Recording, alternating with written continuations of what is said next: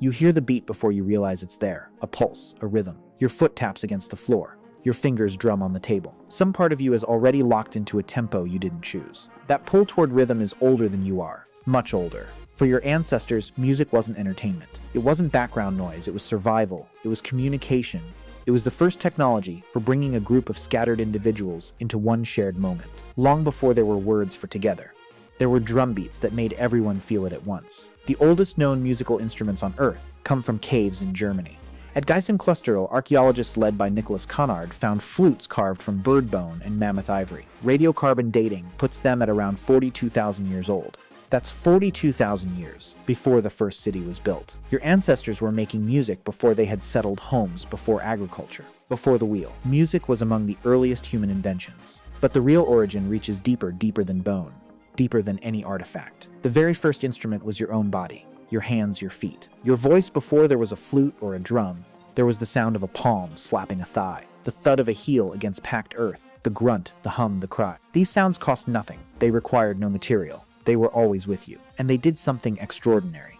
They synchronized the nervous systems of everyone who heard them. Research by Ian Morley, a paleoanthropologist at Oxford, suggests that rhythmic entrainment, the ability to match your movements to an external beat, is a uniquely human trait. No other primate does it naturally.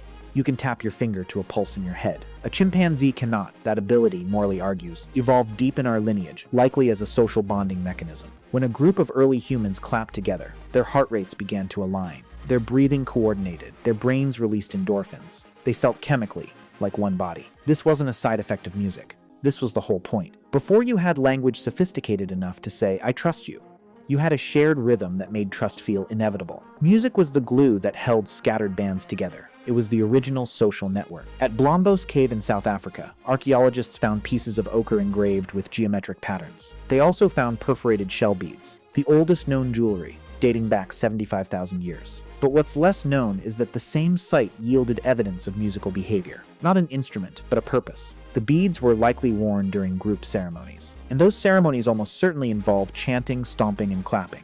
You can reconstruct the scene. A circle of figures, firelight flickering against cave walls, a synchronized pulse of hands and feet, voices rising and falling. No written record, no notation. But the emotional signature is unmistakable. It's the same feeling you get when a crowd sings together at a concert. Same chemistry, same brain, same primate reaching for connection through sound. The first instruments were accidental. A hollow log that made a satisfying boom when hit, a rib bone that could be scraped, a stretched animal hide that resonated. But the leap from accidental sound to intentional music happened fast. Once your ancestors realized that rhythm bound people together, they started manufacturing it. They shaped bone into pipes. They carved grooves into sticks to create rattles. They built drums from hollowed wood and stretched skin. And they invented the first wind instruments, simple flutes with carefully placed finger holes, to produce specific pitches. Why did they do this? What drove them to spend hours carving a bone tube when they could have been hunting or gathering? The answer is that music was not separate from survival. A group that made music together trusted each other more, fought less, coordinated better during a hunt. A woman who sang to her infant lowered the baby's stress hormones and strengthened the bond. A hunter who chanted before a chase focused his mind and calmed his nerves. Music was a tool, a highly effective one. Consider the work of anthropologist Polly Wiesner, who studied the Jew Hansi Bushmen of the Kalahari. She documented how their music and dance are not mere recreation. They are central to conflict resolution, healing rituals, and group cohesion. When two people in the group have a dispute, the entire camp may gather for a trance dance that lasts all night. The drumming builds, the singing intensifies, the dancers enter altered states. By dawn, the conflict is resolved, not through logic, but through shared emotional release. This pattern is ancient. It likely predates Homo sapiens. Neanderthal sites show evidence of structured spaces around hearths that could have served as gathering places for rhythmic ceremonies. You can trace a straight line from a Neanderthal, stamping his foot in a circle, to a stadium full of people swaying to the same bass line. Your brain still craves this. When you listen to music, your reward system floods with dopamine, but the modern experience is a pale echo of the ancient one. Today, you listen alone through headphones in a private bubble. Your ancestors made music together, in real time, body to body. The difference is not just social, it's neurological. The group synchronization you've lost is exactly the signal your nervous system evolved to need. That's why a live concert feels different from a recording. That's why drum circles still emerge spontaneously. That's why every time you tap your foot, you are repeating a motion that your ancestors have performed for tens of thousands of years. The rhythm inside you is not a recent addition. It is the oldest part of your social brain. So how did ancient humans make music? The answer starts with a single sound. A palm hitting a thigh, a foot stomping dust, a voice rising into the dark. And from that one sound, everything else followed: the first drum, the first flute, the first song. Now imagine the first attempt, a leg bone from a deer hollowed by accident. Your ancestor picks it up, blows across the top, a squeal too high. He carves a hole near the end, tries again, a deeper tone. Then another hole, and another. He hasn't invented music in this moment. He has discovered a new way to produce it. But that discovery spreads within a generation. Everyone in the band knows which bones make the best sound, which reeds buzz when split, which logs boom when struck. Musical knowledge becomes cultural knowledge, passed down without a single written word. This is how the first instrument makers worked, by trial and error. At Hohlfels, another German cave, Cunard's team found a flute made from a griffin vulture's wing bone. The maker carved 5 finger holes, carefully spaced. When archaeologists reproduced it, they found it could play the pentatonic scale, the same 5-note pattern that still appears in folk music across continents. Your ancestors weren't banging randomly. They were tuning, they were selecting pitches that sounded pleasing. The pentatonic scale emerged independently in ancient China, Africa, and Europe because it is built into the physics of overtones. Your ear naturally gravitates toward it. The first flute makers were not just craftsmen, they were the first acousticians. But not all instruments were melodic. Some were purely rhythmic. Across Africa, the earliest drums were likely hollow logs or termite mounds that produced a deep resonance when struck. Your ancestors learned to vary the tempo, slow for concentration, fast for excitement, steady for trance. They used these rhythms to coordinate work. A group of women digging roots could match their strokes to a beat, making the labor feel lighter and the group more united. A party of men carrying a heavy carcass back to camp could synchronize their steps to a chant, preventing anyone from stumbling. Rhythm turned a collection of individuals into a single efficient organism. The same principle applied to hunting. In the Kalahari, the Jew Hansi still use a form of hunting that relies on vocal coordination. Hunters spread out across the bush, each one out of sight of the others. They whistle or call in a specific pattern to signal their position and the animal's movement. The rhythm of the calls keeps everyone aware without alerting the prey. It's a communication system that predates language, a network of tones and pulses that keeps the group aligned. Polly Wisner documented how these calls can convey complex information. Direction, distance, urgency, even the species of animal, all through pitch and rhythm.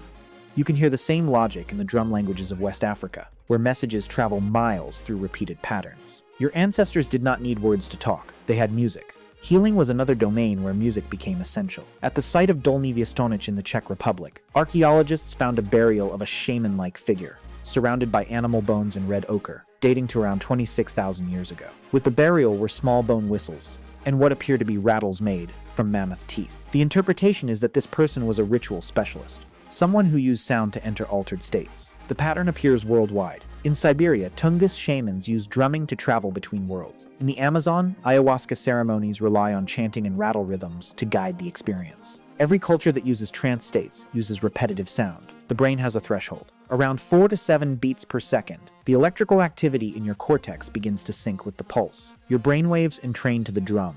You slip into a state where the boundaries between yourself and others dissolve. Your ancestors discovered this before they knew what electricity was. They found the door, and they built instruments to keep opening it. Stephen Mithen, an archaeologist at the University of Reading, has argued that music and language evolved from a common precursor he calls manipulative, multimodal, musical, and mimetic. Before you had words for specific ideas, you had sounds that conveyed emotion, intention, and narrative through tone and rhythm alone. A rising pitch signaled danger. A low hum signaled safety. A call and response pattern signaled belonging. In this view, music is not a frill. It is the ancient skeleton upon which language was later draped. You still use it. When you say "I'm fine" in a flat tone, the words say one thing but the music says another. The music never stopped being the truer channel. The Jiahu site in Henan Province, China, yielded 6 complete bone flutes, dating to around 9,000 years ago. These are among the oldest playable instruments ever found. Archaeologist Zhang Zhuzhong analyzed them and discovered that the makers had carefully drilled the holes to produce a scale nearly identical to modern Western tuning. They were not guessing, they were engineering. They understood that shortening the air column raised the pitch, and they spaced the holes so that intervals matched what their ears expected. 9,000 years ago, a flute player in a Yellow River settlement was making the same decisions a cellist makes today. The instrument is different, the physics is not. What does this tell you? That your impulse to make music is not a hobby. It is a biological inheritance shaped by tens of thousands of years of selection. Bands that made music together outcompeted bands that did not. They were more cohesive, more resilient, more capable of passing knowledge across generations. Music was not a luxury, it was an evolutionary advantage. So how did ancient humans make music? They used everything available. Bone, wood, stone, skin, reed, horn, clay, their own bodies. They experimented across millennia. They built instruments that could produce precise pitches and rhythms. They wove music into daily life, work, healing, storytelling, conflict, celebration. They used it to stay sane when alone and to feel connected when together. And the music they made was not simple, it was sophisticated. It was mathematically structured. It was deeply emotional. And it was the first technology that made you feel part of something larger than yourself. But there is a piece of this story you still haven't heard. A mystery hidden inside the silence that surrounded their music. A question that no flute can answer. What were they actually singing about? You can find a living clue in the oldest continuous musical tradition on Earth. The Aboriginal Australians sing what anthropologists call songlines, complex melodic maps that describe the landscape in verse. Each song contains the route between water holes, the location of edible plants, the behavior of animals, the boundaries of tribal territory. A person who knows the song can walk across hundreds of kilometers of desert without a compass, because the melody itself tells you when to turn, when to climb, when to dig. The rhythm matches the pace of walking. The pitches mirror the contours of the land. For your ancestors, a song was not a poem set to music. It was a GPS encoded in vibration, passed from mouth to ear across 10,000 generations. This is what the first singers were doing.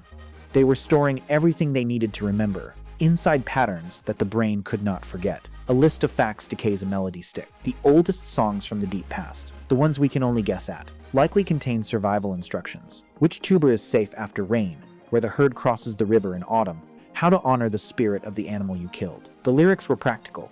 The form was musical. The combination was unforgettable. Ethnomusicologist Bruno Nettel noted that in nearly every culture on Earth, the most ancient songs share traits. Short repeated phrases, narrow pitch range, simple rhythms. These are not limitations. These are features optimized for oral transmission. A song that is easy to learn and hard to forget lasts longer than any stone tool. Your ancestors built the first external memory system out of melody. So when you hear a catchy tune today and cannot get it out of your head, you are experiencing a mechanism that kept your ancestors alive. Earworms are not glitches. They are a legacy of the time when remembering the song meant remembering how to survive. That pulse inside your chest has always known the way home.